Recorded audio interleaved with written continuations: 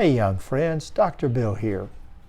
As always, I'm glad that you've chosen to spend a few moments with me as we continue to work our way through the big names in the Bible. For the last several months, we have been talking about Jesus, and we've been paying attention to the things that he taught and said, particularly as we find those teachings in the Sermon on the Mount. Well, today there's an important lesson that comes from Matthew chapter 7. And here's how it goes. Jesus said, "Enter through the narrow gate, for the gate is wide and the road is easy that leads to destruction, and there are many who take it. For the gate is narrow and the road is hard that leads to life, and there are few who find it." Jesus was speaking about the fact that there are two paths in life.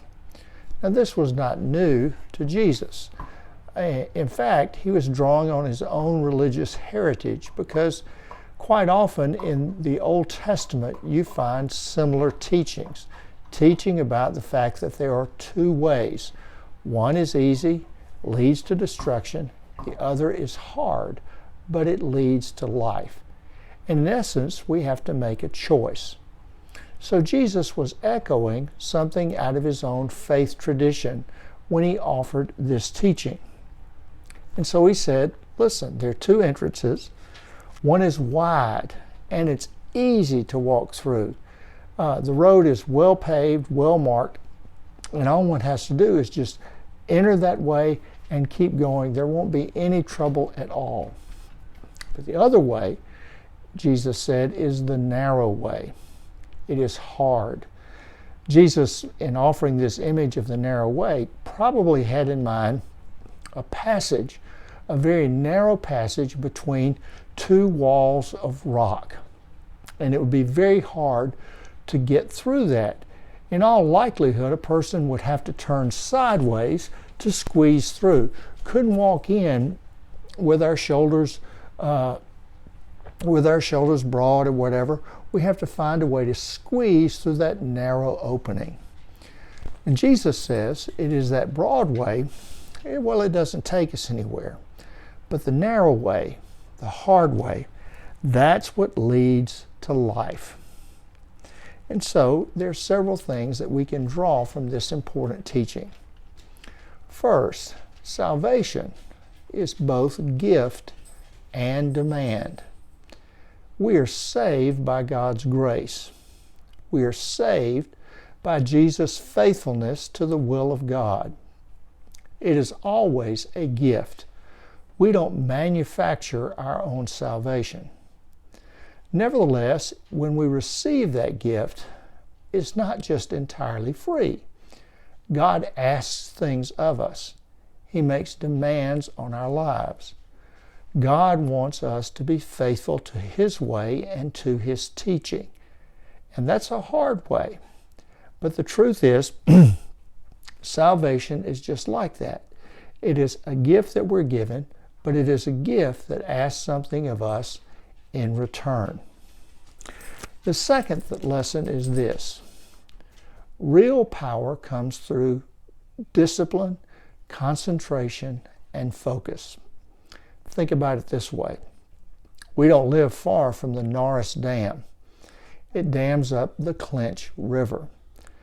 And as a result, the water from the Clinch River flows through that dam. It's very, very concentrated. And the flow of water through there is absolutely enormous. And it's able to generate power because it is focused in a particular way. Now, if there were no dam, no structures for flood control, well, I imagine that the Clinch River would easily overflow, and sometimes when there's a lot of rain, a lot of water, that water would extend over the banks. And in all likelihood, that water would simply grow stagnant. It would just sit there and not go anywhere. So the idea is that if we want to live a powerful, rich life, it requires a measure of focus, discipline. If we're going to follow the way of Jesus, it takes a great deal of amount of concentration. We can't do everything and be a follower of Jesus. But by focusing on what God wants and how God wants us to live, well, that's where we find our power. And the last note I would make is this.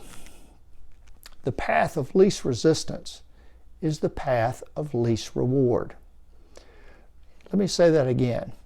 The path of least resistance is also the path of least reward. In other words, Jesus was communicating something that I think we're familiar with. The things that we work for, the things that we focus our energy and ability on, well, once we move through those things, even if they're hard, we gain strength and confidence. Perhaps you have a teacher at school, and maybe you don't like that teacher because that teacher is very demanding. He or she gives you lots of homework. He or she tries to push you to be your very best. Chances are we don't like that. We'd rather have school be easy.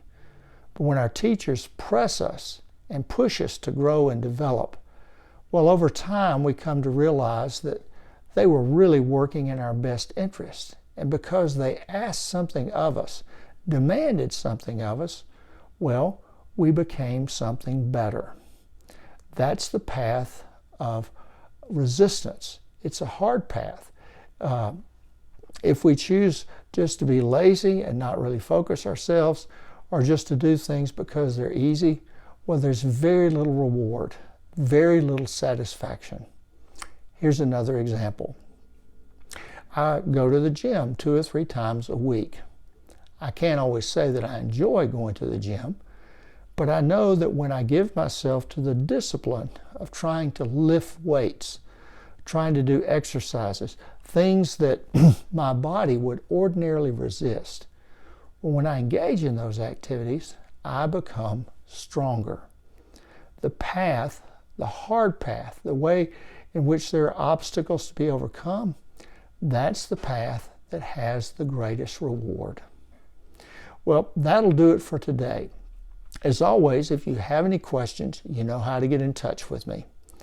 Once again, I know summer is winding down and school will be starting very, very soon. I hope you're enjoying the last bit of summer, and I certainly wish you well as you get ready for a new school year. Take care and God bless. Bye-bye.